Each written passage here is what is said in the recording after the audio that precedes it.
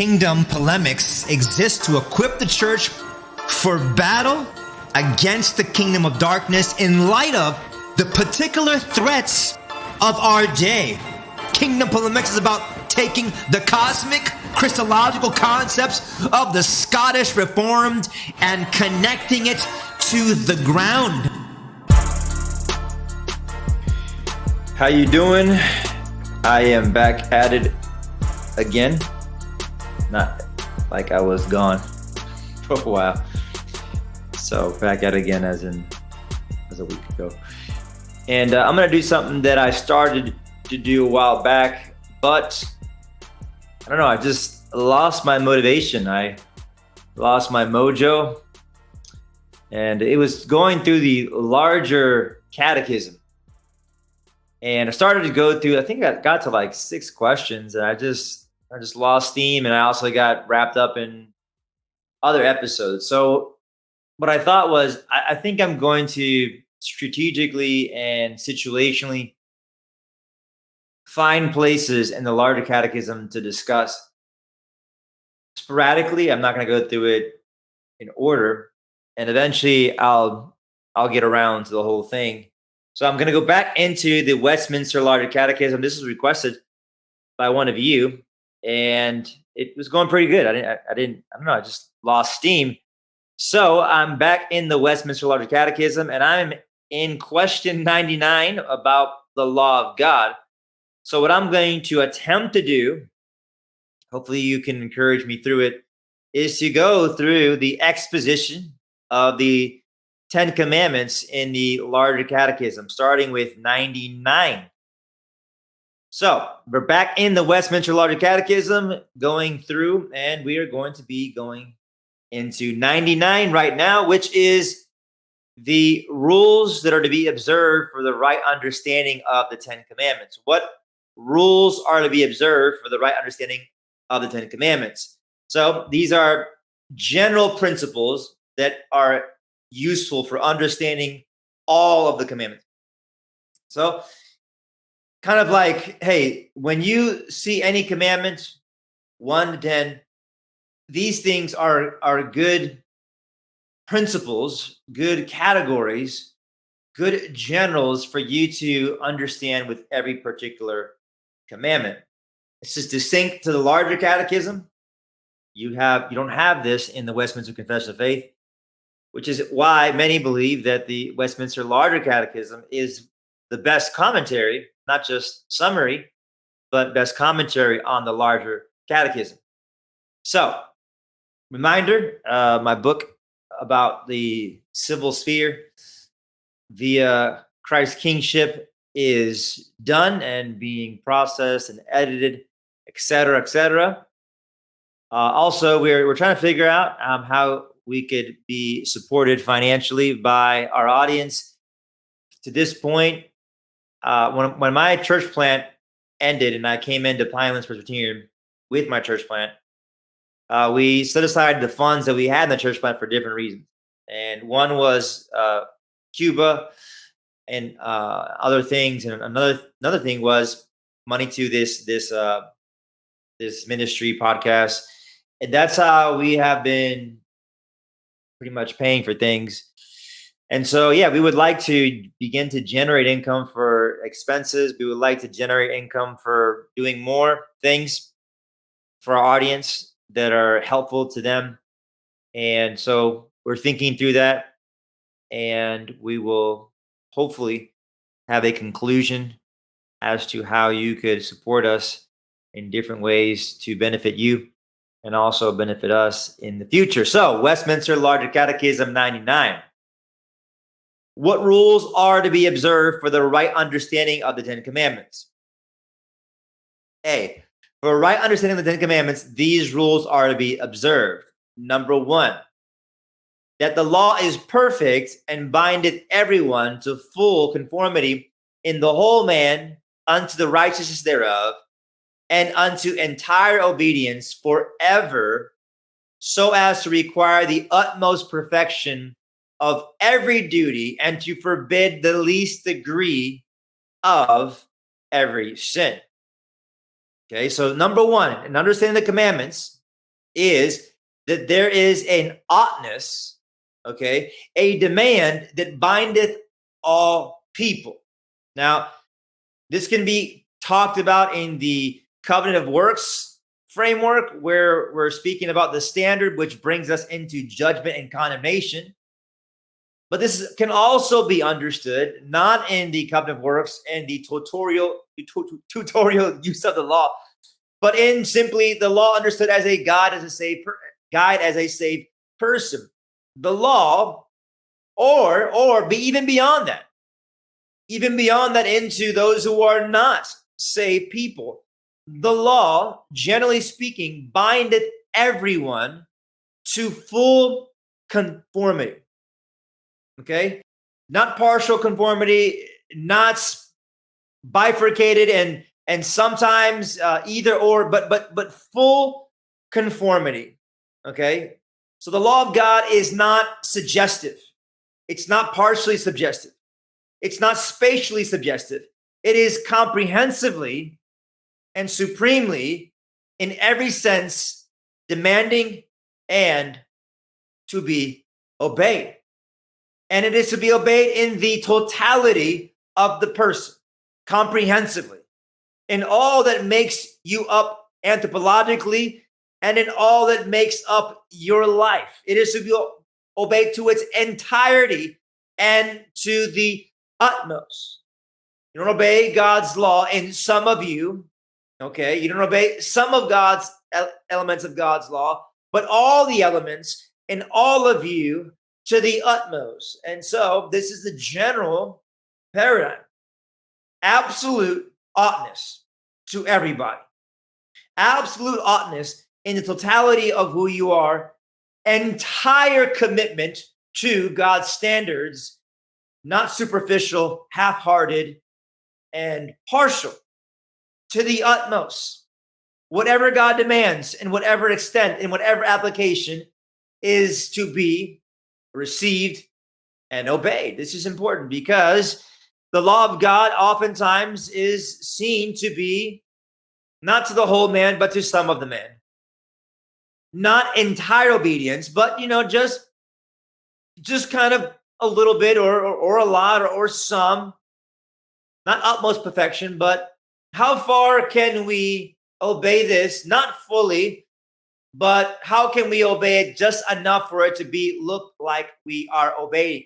Not in some duties, or the idea is like, well, maybe in some duties, but not all, but in every duty, and forbids the least amount, the minimal amount of playing with the law of God. That is an essential. When you go to the 10 Commandments, okay, this binds everybody.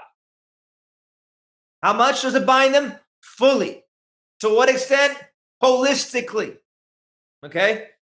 How far do you go in every duty? To the utmost.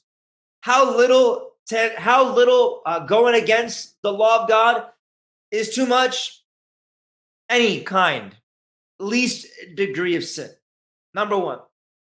Number two, in taking a general principle, is that it is spiritual.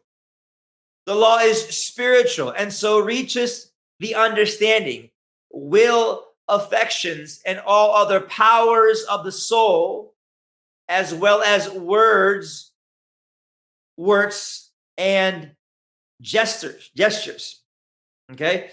So the law is spiritual, which speaks about you obey the law of God in the mind, in the emotions, in the volitional, in the intentions, in the desires, in your gestures, in your words. It is not simply externalized, but it is also internal. And it's not merely internal in some unverifiable sense. You obey all of the commandments internally outward to the point of gestures and mannerisms and expressions.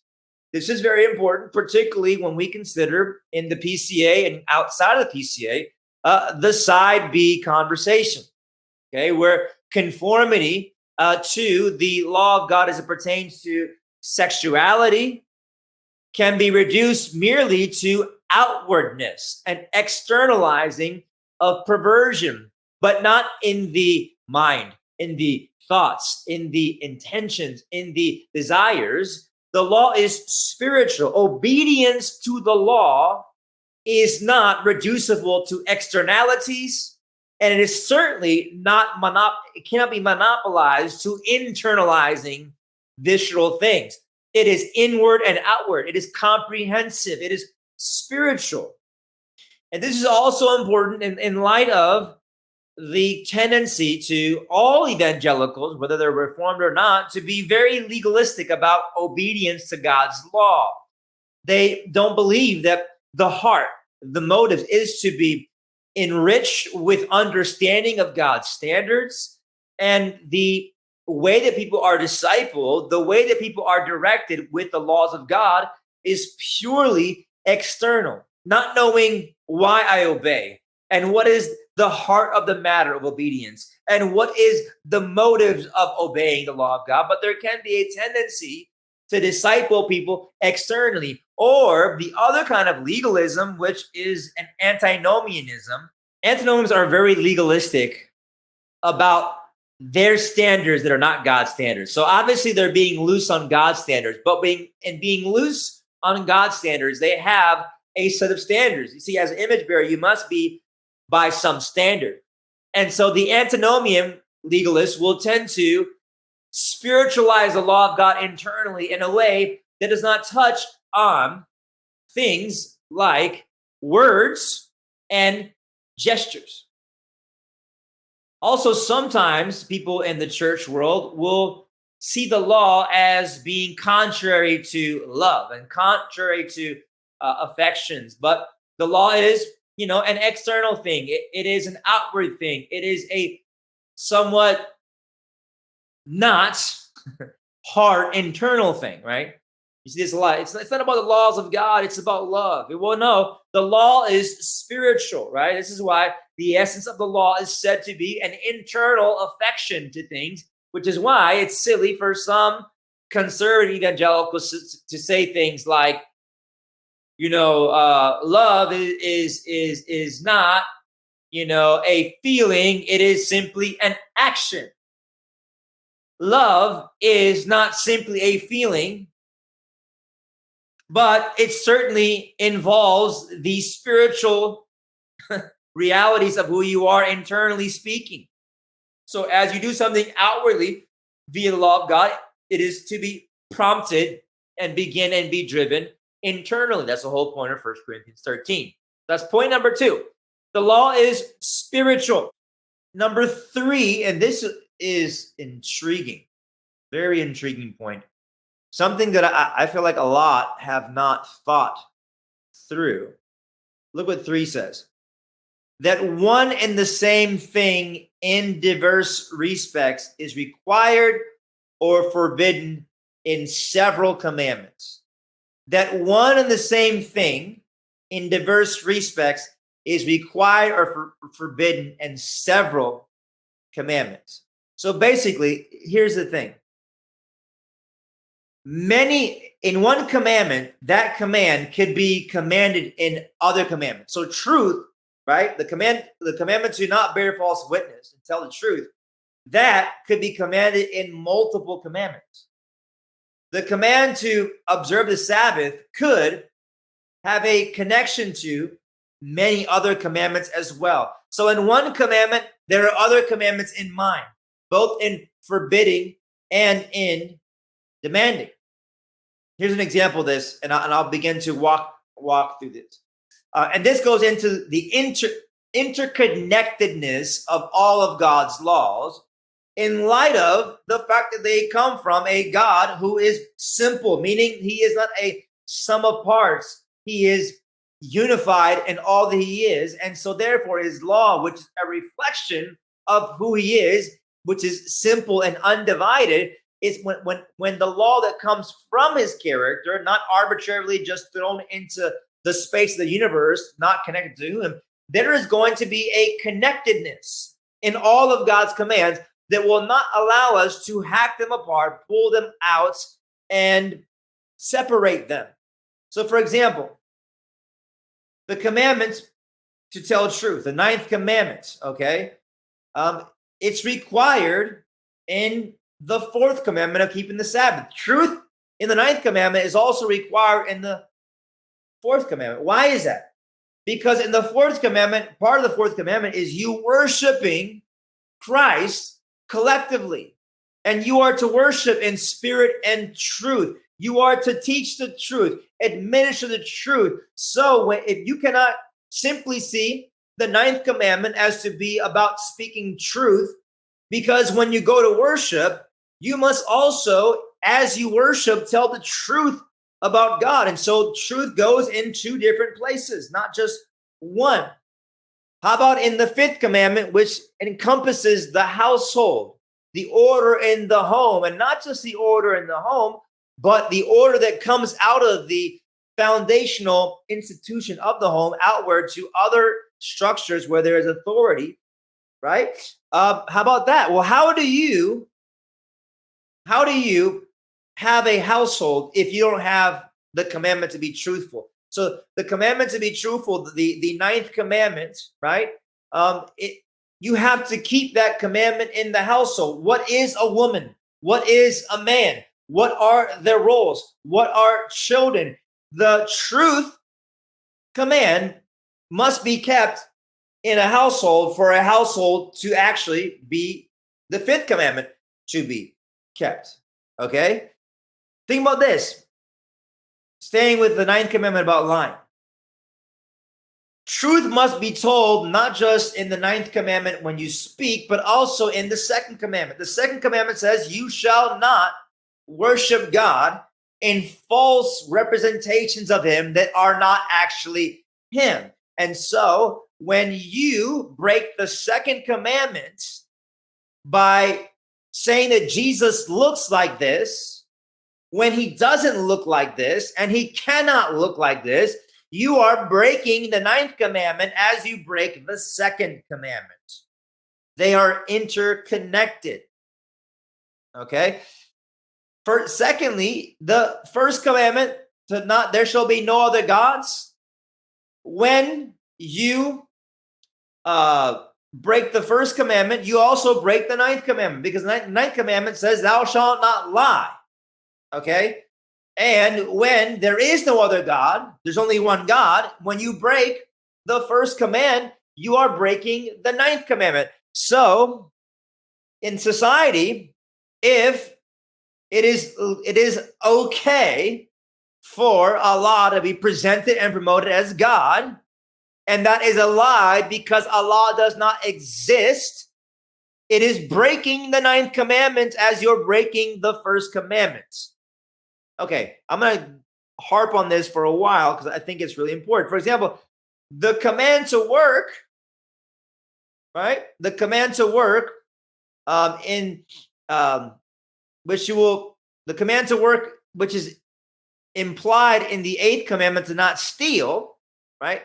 So in order for you to not steal, the implication according to Ephesians 4 is you must work. Well, in the Sabbath, you must work 6 days in order to keep the Sabbath. So as you rest one day, you work for 6 days. So the command to work so that you don't steal and instead you provide, that command to work is seen in the Sabbath, which is the fourth, and in the eighth, which is about theft. Okay. So you must be working to keep the Sabbath, and you must be working to keep the eighth and not steal. You cannot keep, if working is implied in the eighth commandment to not steal, then you must, and also to keep the fifth commandment, also be keeping the eighth commandment, because you must be working to have a orderly household. If you are not working, you cannot Sabbath. If you are not working like the eighth commandment requires you to, you cannot keep the fifth commandment. They're all connected. Where one thing is commanded in other places, or one thing is forbidden in other places. How about this? Thou shalt not bear false witness, going back to the ninth commandment. Guess what? In breaking the ninth commandment, you can also break the sixth commandment, because if you lie about somebody having done something that is a capital offense and you bear false witness, then you break the sixth commandment, which is thou shalt not murder. So in lying, you not only break the ninth commandment, but you break the sixth commandment, which says, thou shalt not murder. You also, in breaking the commandment about false witness, you can break the fifth and the seventh. Let me explain what I mean by that. So if you lie about being a virgin to marry somebody, you break up a household.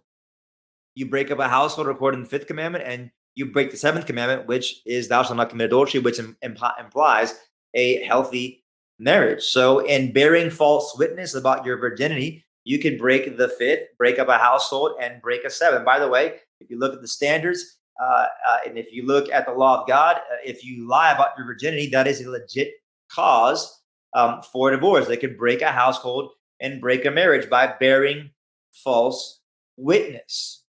Okay. Also, think about this: the fourth commandment, which says, "Thou shalt rest in the Lord spiritually and physically." You need rest spiritually and physically to be a man, to be a woman, to be a family, to be a worker. If you break the fourth commandment to rest spiritually and physically, you will break the fifth commandment. Why is that?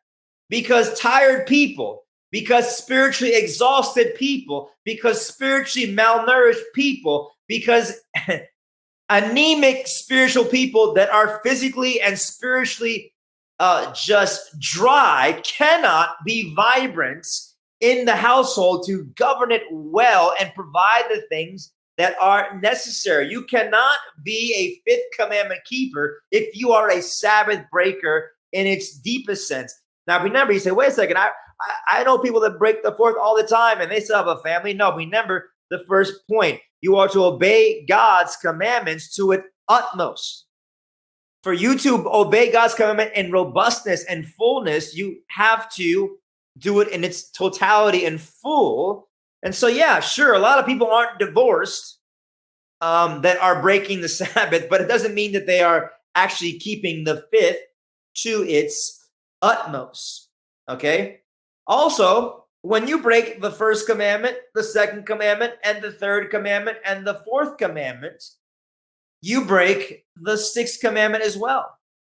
Because idolatry, the second commandment, which forbids worshiping God a certain way, taking God's name in vain and breaking the Sabbath, these things lead to temporal death and eternal death. Very clearly in Scripture, when you break the first four commandments, it leads to temporal death and spiritual and eternal death. So when you break the first four, you break the sixth.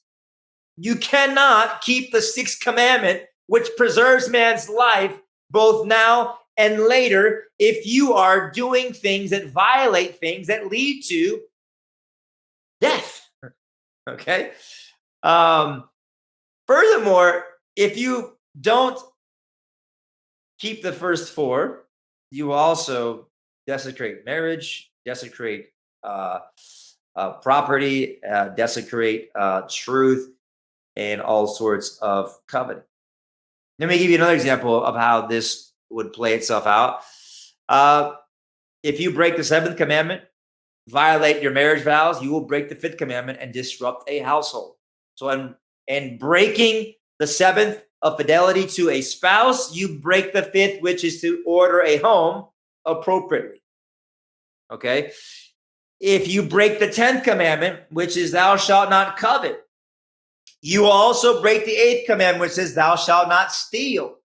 So coveting being broken will lead to you breaking also the command to not steal, because when you institutionalize coveting, you have socialism and communism, which leads to state-sponsored theft. You break the 10th commandment, you will then break the 8th.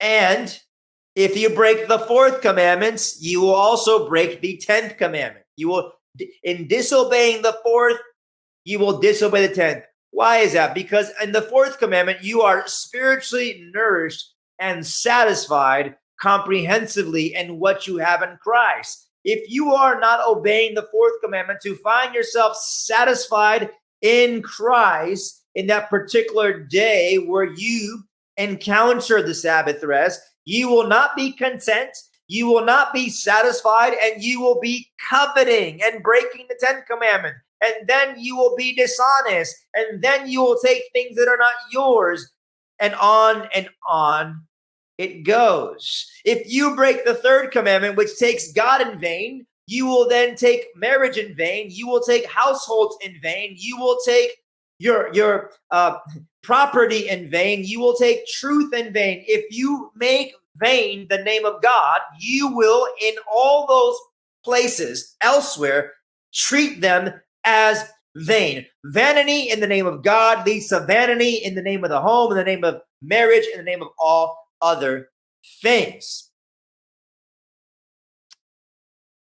Breaking the fifth will lead to breaking the sixth.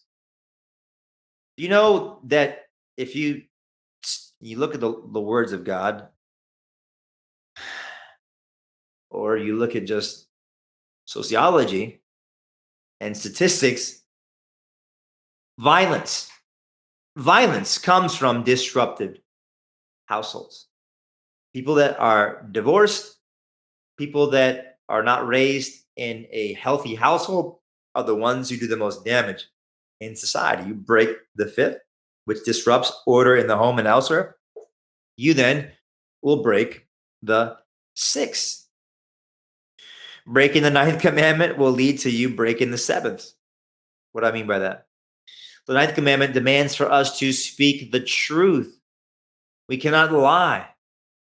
And if you lie about your sexuality, if you lie about your sin, and if you, whether it's heterosexual or homosexual, if you lie about the fact that you supposedly have some immutable attribute of perversity that is unbreakable, unshakable, and that is your identity. If you lie about your sexuality, whether it's in the homosexual or heterosexual conversation, you will break the seventh commandment. You will break it as a heterosexual or as a homosexual in not doing what you should be doing unless you have the gift of singleness, the legit gift. You will not pursue marriage. But by the way, we'll get to like the opposite of this is breaking. But the whole thing is when God commands something, He forbids something. When He forbids something, He commands something. That. So if you are not honest about sexuality, you will break the seventh commandment and justify immorality. And you will not repent of sin. You will not put it away and put on, but you will see it as an immutable identity that you can just passively come to terms with. When you break the ninth and lie, you lie about your ability to keep the seventh, and you break the seventh. When you break the second commandment, when you make a false image of God and you worship the living God by a statue or a picture or through it or in it or by it, you will then break the seventh commandment. What is pornography about?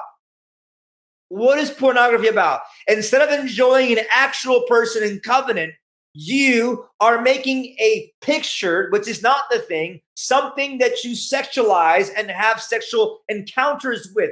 That is connected to the second commandment, where you, instead of encountering the living God, where He's told to meet you, truthfully, you paralyze Him to a dead image and worship Him. And in that paradigm, in that mentality, you will work it out relationally and break the seventh commandment. And people say, well, I know someone that does that.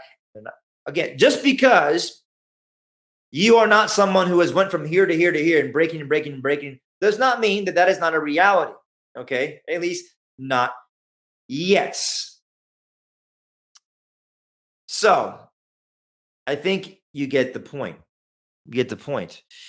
God's law cannot be separated. It cannot be isolated. It cannot, listen, this whole first table over here and second table over here that the evangelicals and reformed pietists do, it is impossible in light of the interconnectedness web of God's standards.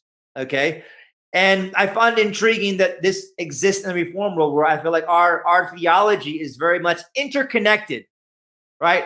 And we are those who stress continuity in God's covenantal dealings, but we rip the laws of God apart, particularly when it comes to applying them outside of liturgy. You can't do that. When you break one, you break others. When you keep one, you keep others.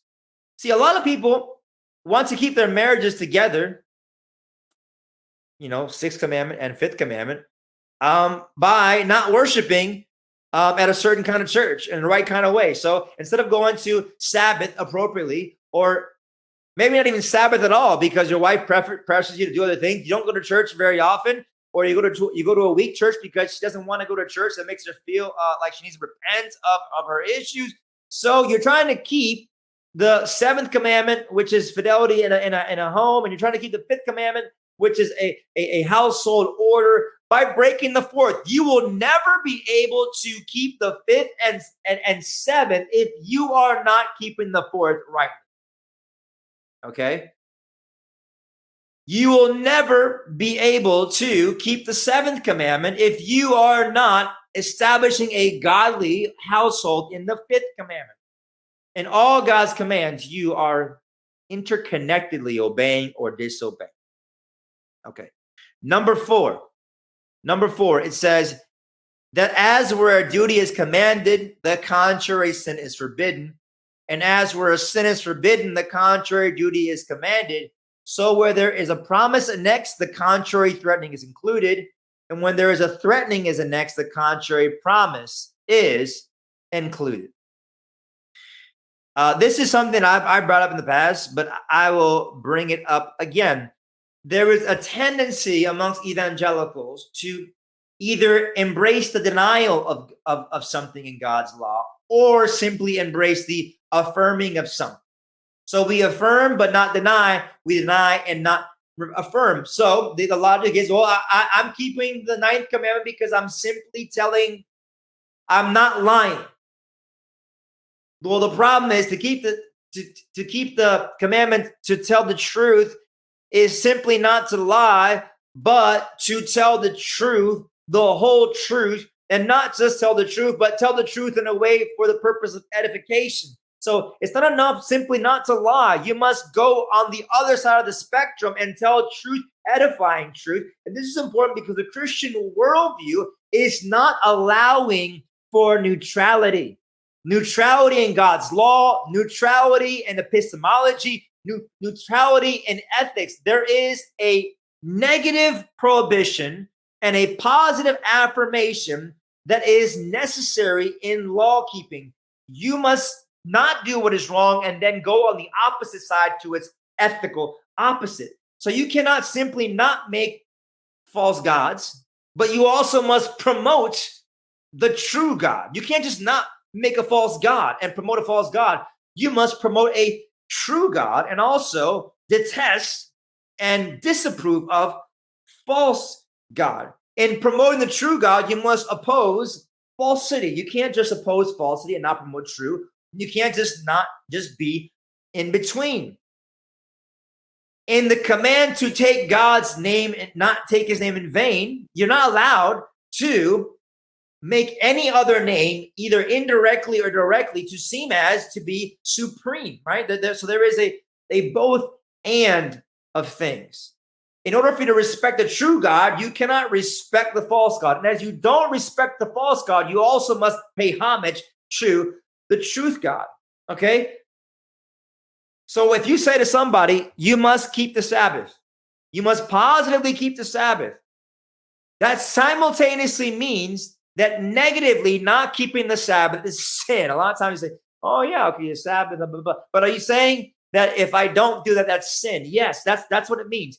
You must keep this positively, you must deny the wrong and then affirm the right and do both. You can't simply affirm something and not deny something, or deny something and not affirm something. And this is what I brought up in the side B conversation. Okay? It's not enough for you to not have sexual perverse actions. You must, in not having sexual perverse actions, put that off and then put on the sexual actions that are good, right? So the thief does not only not steal, but he works so that he can provide, right? So to the man who has a sexually perverse desire, he cannot simply say, I'm not going to do the perverse action. You must not only do the perverse action, but you must do its ethical opposite action, namely, operate in the sexuality that God gave you and the Holy Spirit now renews you and gives it a capacity to do negative and positive, not simply not doing the negative and avoiding the positive. It's not enough simply to not kill somebody. You must do things that are conducive to life. You must do things that are conducive to life, right? Paying people well so that they don't have to be in life-threatening situations. Taking care of people's bodies physically, whatever is necessary to promote life is the way you keep the commandment, not simply not putting a bullet in someone's head. The seventh commandment is not just don't cheat on your wife. You must enjoy your wife. You must pursue your wife.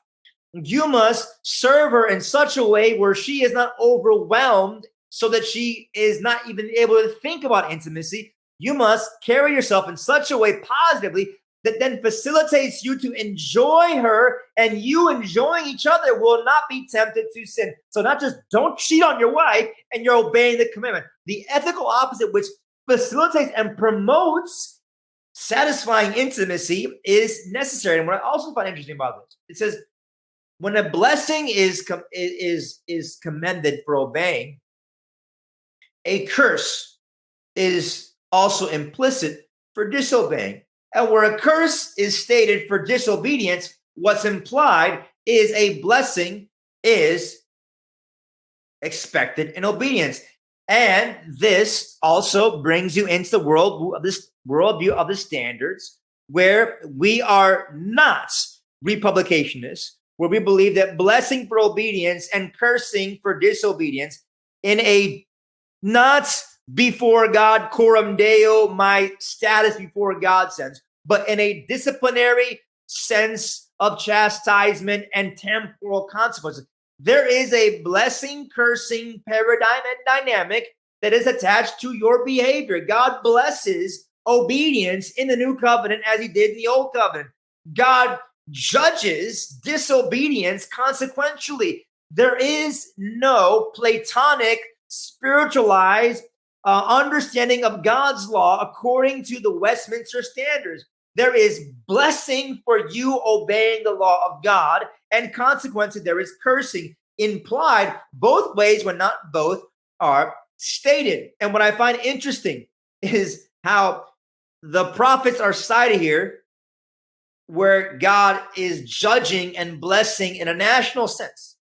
So the Westminster Divines are saying, consider this not just personally, but consider that God, when people groups collectively embrace the gospel in mass amounts, there is a consequence that is negative, that is positive, and also there's a consequence that is negative. God is still blessing and judging people's behavior in a consequential sense, as opposed to that is merely a mosaic, outdated, parenthetical time in history. No, the blessing and cursing concept is here. This has no space for the Gnostic spirituality that has no connection at all with obedience to God's law or disobedience and blessing and cursing.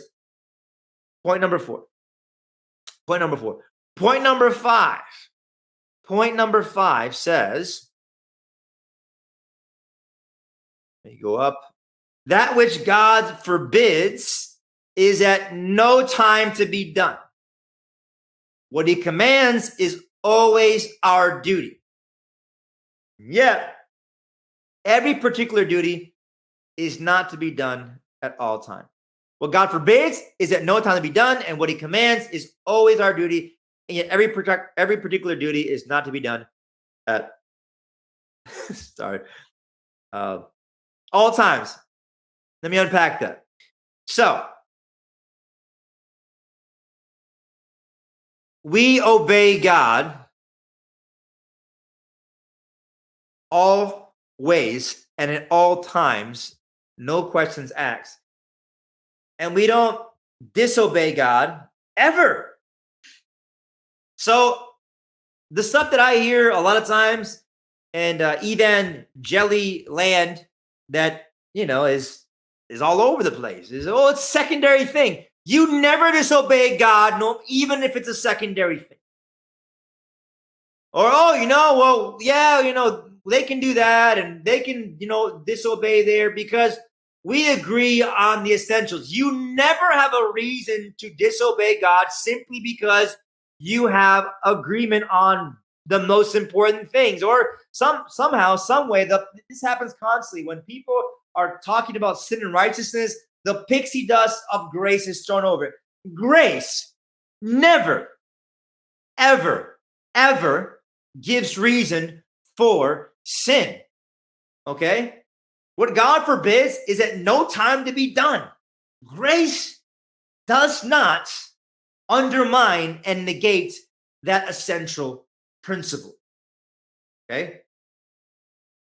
This principle is not negated for having a good reason. A lot of times people want to undermine our ecclesiology, undermine, some standard of God because they want to do something for women. They want to do something for abused people. They want to do something for like a minority. They want to do something good, and in doing something good, undermine a standard of God's law. Like, I want to help, Latinos who are struggling, and so I want to break the 8th commandment and steal things from people and then give it to them. You cannot break a law of God simply because you have a good motive. There is never a time to break the law of God. You must keep all the law of God when you're keeping any law of God. It's never have a good reason to break a law. There is never a reason to sin, not because people are offended, not because, what would happen if I obeyed the law of God, or how bad would it go, or what people would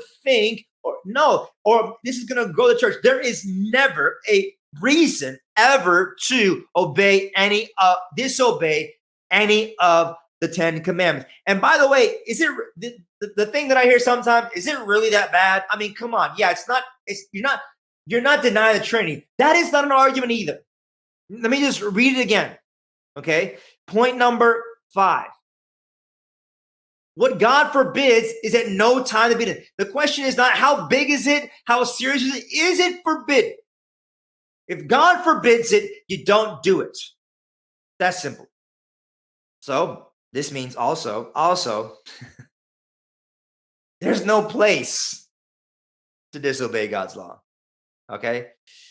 A lot of times when it's behind the scenes, or it's in this little situation, or it's over here, it's over there. It's like, look, I don't care where you are. Okay.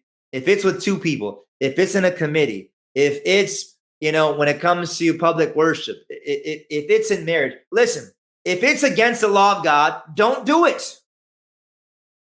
There's never a situation of sorts where things are permissible. And this is important because a lot of people have this idea like, well, the law of God is, well, you got to obey the law of God. I'm getting ahead of myself. You got to obey the law of God, when you're conducting a church meeting. But you know what? As soon as you get outside the church, it's all good. The law of God, the Decalogue goes out the window, and you don't have to worry about keeping it, enforcing it, promoting it. No, the law of God is always to be kept in every sphere, church, family, and state. It's not to be unkept because you're in one sphere. Okay, according to the Westminster standards. Okay. And this is important because what people a lot of times do is they won't promote unbiblical churches in the PCA. But what they do is they, outside of the PCA, through some kind of, other organization, they promote churches that disobey the law of God. right? That have female pastors, right? And that have unbiblical soteriology. They promote things that God forbids, right? Not in their churches, not in their denominations, but elsewhere. God is saying, listen, wherever you promote something that is ungodly, it's wrong. You shouldn't do it. The argument is, well, it's not in the PCA. That's not an argument, okay? Or, some of the conversations that we had in the past where it was like, oh, the Memorial Press people, they were like, well, we had a gay event promoting gay things, and it wasn't in our church building. It was in some other building. Listen, promoting and participating in things that God hates in some positive sense for your good reasons. It's never a good reason to do it. It doesn't matter if you technically are not doing it in the corporation that is Pinelands Presbyterian Church. You are never to do things that are wicked. Okay, it's like, well, I don't break the Sabbath. I don't break the second commandment in church, but when I go home, I violate the second commandment all over my house. No, the second commandment is not to be broken publicly or privately. You know what I'm saying?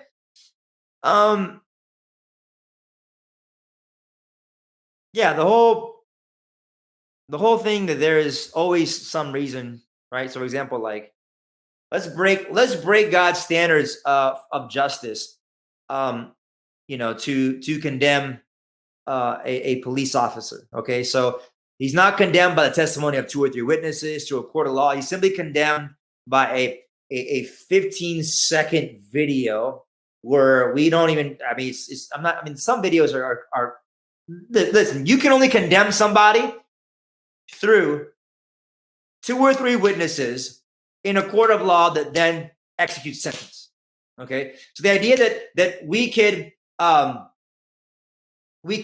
simply because we're dealing with like a certain person, a certain group, a police officer, now we can break the law of God here and show partiality and not apply God's concept of justice. No, there's always a reason to not break the law of God. And you always, when you're in any situation, doesn't matter if it's emotionally charged, doesn't matter if it is tied to all of these other controversies, you must always keep the law of God.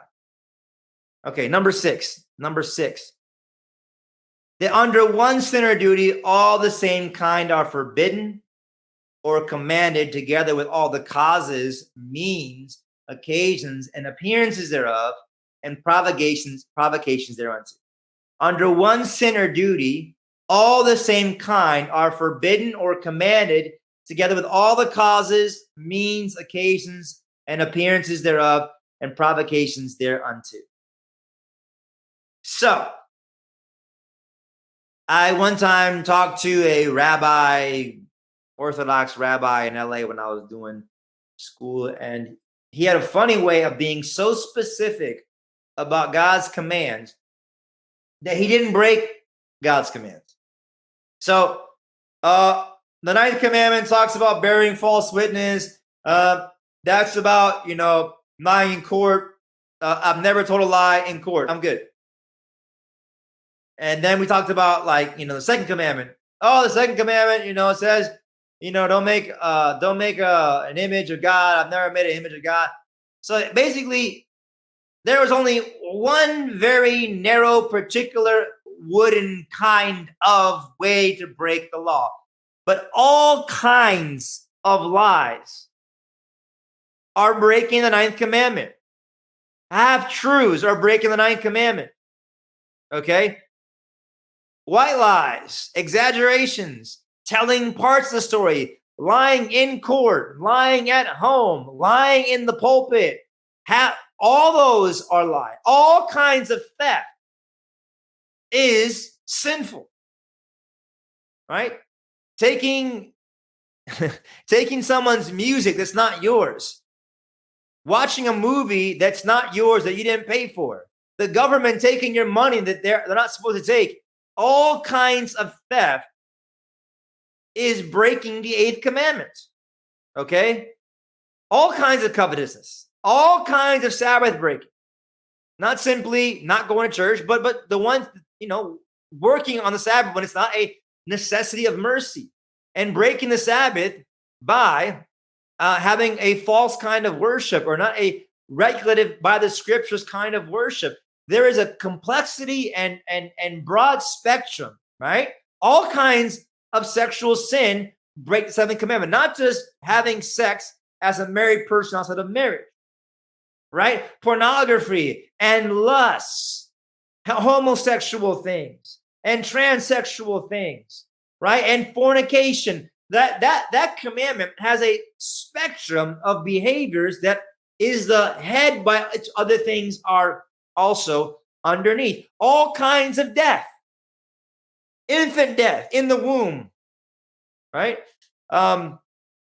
Death that would involve somebody having an environment that is deadly, and they do so intentionally, that leads to death, right? Or just straight up homicide with a gun. All kinds of death, all kinds of blasphemy, all kinds of things that violate the household, right?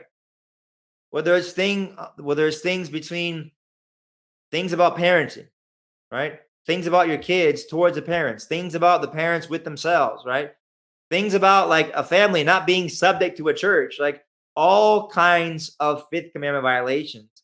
And if you want to particularize it so much, right?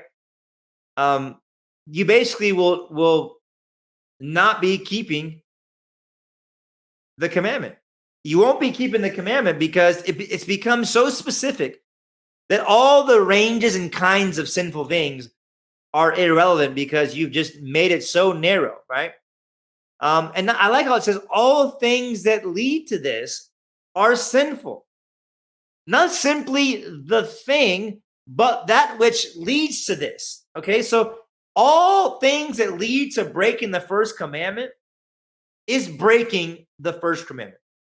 So if you're not devoting yourself to growing in sound doctrine, if you as a man are not leading your home to know who God really is, if you as a pastor are not, instead of teaching your church to be sound in theology, but you're giving all these practical how-to, seeker-friendly stuff, if you're not leading people to know God deeply, you're breaking the commandment, the first commandment, because you're leading them into idolatry. Not prioritizing things about the doctrine of God will lead to it. Not dealing with people's false views of God, but just sweeping under the rug is leading them to break the first commandment and a violation of it. Going to a church where you know they're not preaching God in any way close to being accurate is breaking the first commandment, because that leads to a actual breaking as you are exposing yourself intentionally to that which is violating that. Okay? All things that lead to breaking the second commandment, superstitions, practices, holy days that have a high priority, images, outfits, and strange ceremonies, and externalizing that leads to a grosser breaking of the second commandment. Sometimes it is breaking. Okay? All things that lead to death are breaking the sixth commandment. Treating your body like a circus, okay? And not stewarding it. Sitting around and being inactive, right? Doing things that destroy your body and not trying to take care of your body, that leads to death, okay? Not sleeping leads to death. Not seeking to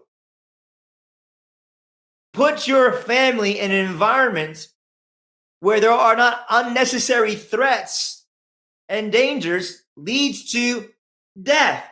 Forcing people to be experiments of things at the cost of their livelihood leads to death. Hatred and anger leads to death. Not dealing with your problems, but just avoiding your problems, that further feeds into frustration and animosity and malice in the heart leads to death. Believing the worst about somebody and gossiping about somebody to somebody else breeds animosity and malice and leads to death. That's the whole point of Jesus talking about the anger in the heart. All things, you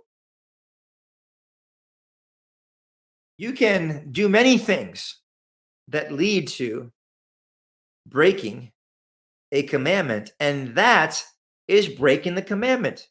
Drinking too much that leads to sexual sins breaks the commandment. Dressing in a certain way that leads to lust and sexually inappropriate things breaks emotional connections to people that you're not married to that leads to breaking the seventh commandment is sin. Jokes, delaying singleness unnecessarily, living a light, loose lifestyle, not doing things and governing your home so that you can enjoy your wife, and instead of doing things to order the home well, you have no time to enjoy each other, which could potentially lead to be tempted and vulnerable and look into others. That breaks the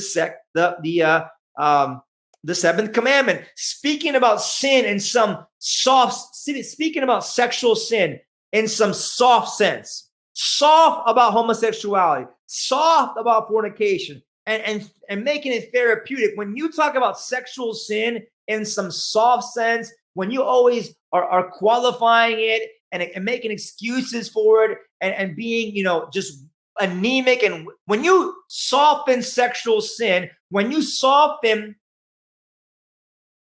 masculinity and shame people for taking the role as heads of households, you are leading people to break the fifth commandment. You're leading people to break the seventh commandment. When you soften sin, that is leading to sin. Okay? Men, when you are not leading well, you are breaking the fifth commandment and leading people to break the fifth commandment. All things that lead to lying, like intimidating people for truth, incentives for flatter, demanding a quick response instead of thinking through things, being angry with truth, being bothered by it. Whatever you do that would lead to someone having a lie is breaking the commandment, the ninth commandment. I like how it says associations with things wicked also. So all these pastors that want to associate with BLM and Me Too and all these guys who want to be all soft towards federal vision and all, listen, anything that is evil in its principial sense, it is wicked. You should have nothing to do with it. I'm going to redeem, like this feministic movement. I'm going to redeem, like this quasi-Marxist movement. Oh, the FV guys with their butchering of justification, I'm going to read. No, you should have nothing to do with things that are lawless. You should even, let me read it again, what it says. Let me go back.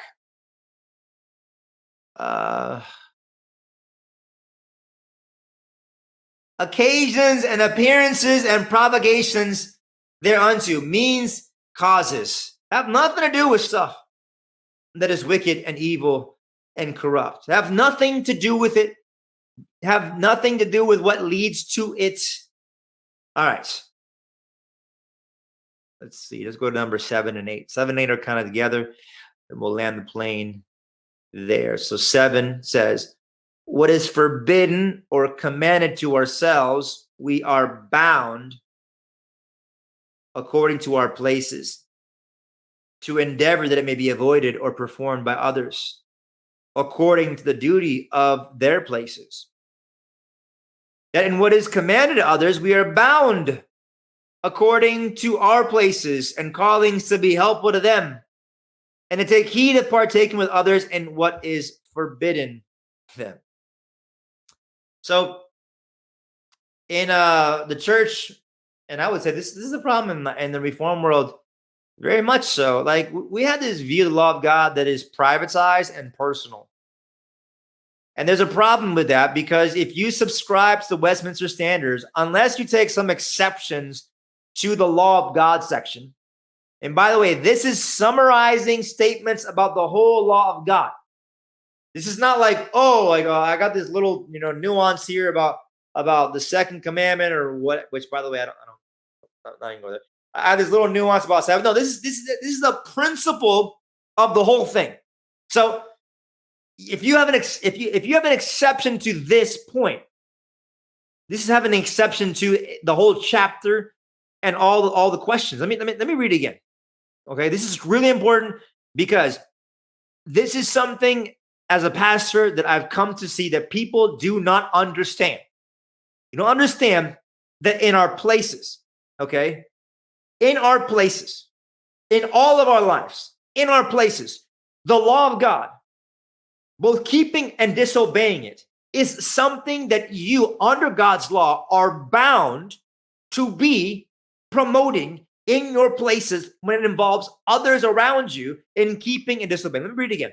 That which is forbidden or commanded to ourselves, we are bound, according to our places, to endeavor that it may be avoided or performed by others, according to the duty of their places. So you have a place in the world. And in your place, your duty in your place is to where people are in their places, where your place, for them to endeavor to avoid breaking God's law and perform it. Your place, their place in all the world. This speaks about the Christian in all of his life, wherever he is. And then it says, and that which is commanded to others, we are bound according to our places and callings to be helpful to them. So it says when you are in your particular place and distinct calling, you are responsible for the law of God, both its breaking and keeping with those in their places next to you. And when you're looking at someone in their particular place and you're underneath them, right? And they're in their place particularly, and you're not, you have a duty to be helpful to them, for them to obey and not disobey God's law. Think about this. Wherever you are, your place should be subject to all of God's laws in a way described in all the ones. And you have a duty that the laws of God, not whatever ones you choose.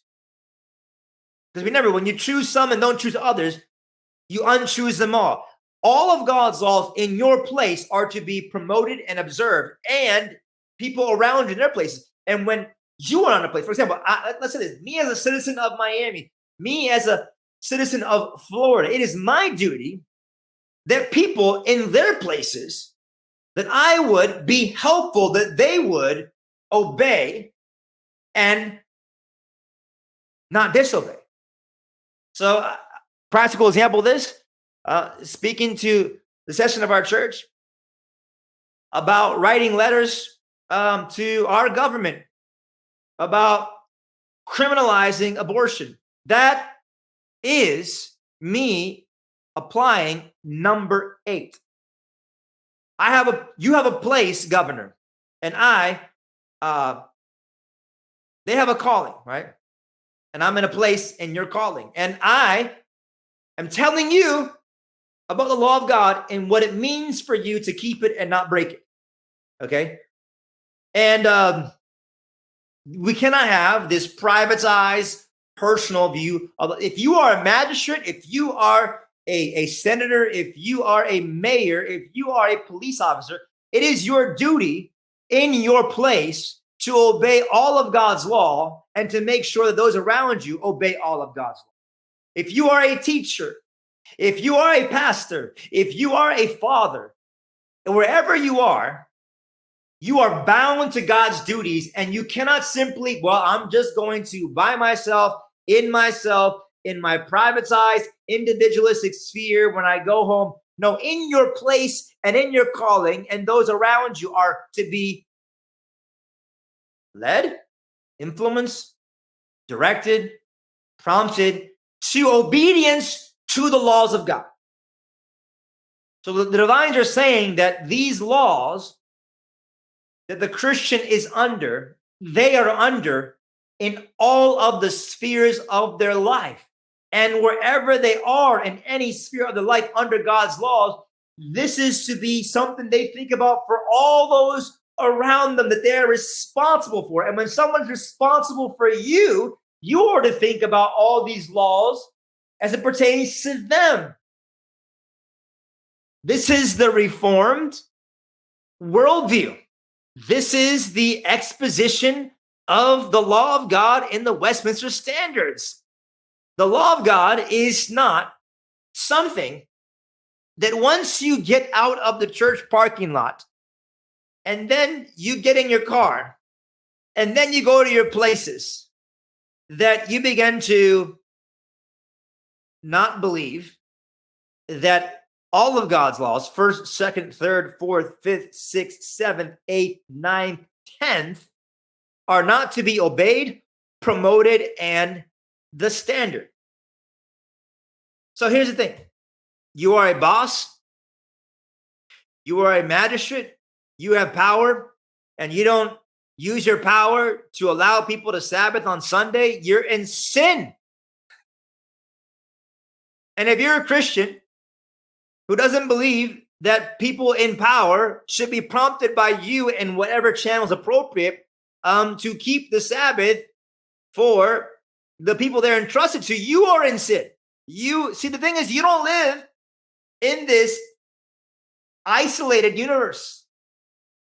You live in a place and people live in places, and all of us are to endeavor that all the laws of God in the 10 Commandments be obeyed in our places and callings. It is wrong. It is wrong for people to be breaking the 2nd commandment, the 3rd commandment, the 1st commandment, the 5th commandment, the 6th commandment in public civil life. It is wrong to do that in the home. It is wrong to do that wherever life is, in all places and callings. People should at least externally acknowledge who God is, how he's to be worshiped, how to honor his name, where he is, the day you rest, what a household is, what authority is, what life is, what marriage is, what property is, what truth is, and what is coveting. This should be something that public life, where people in their places are, should endeavor where they are to do what is necessary so far as it becomes them, that these things be observed and not broken. So I find all these things to be really helpful. General principles for us to walk through. Number 1, number 2, number 3, number 4, number 5, number 6, 7, 8, 9, 10. So hopefully this got you interested back into the larger catechism. I'm going to try to stay on top of this. Please prompt me, push me if I disappear from this for a while. So, law of God, general principles, signing off, Kingdom Polemics. Hopefully that this will help you to spur one another on to obedience. Take the law of God really seriously as you highlight and live under the power and preeminence of the grace of God. Grace and peace, signing out.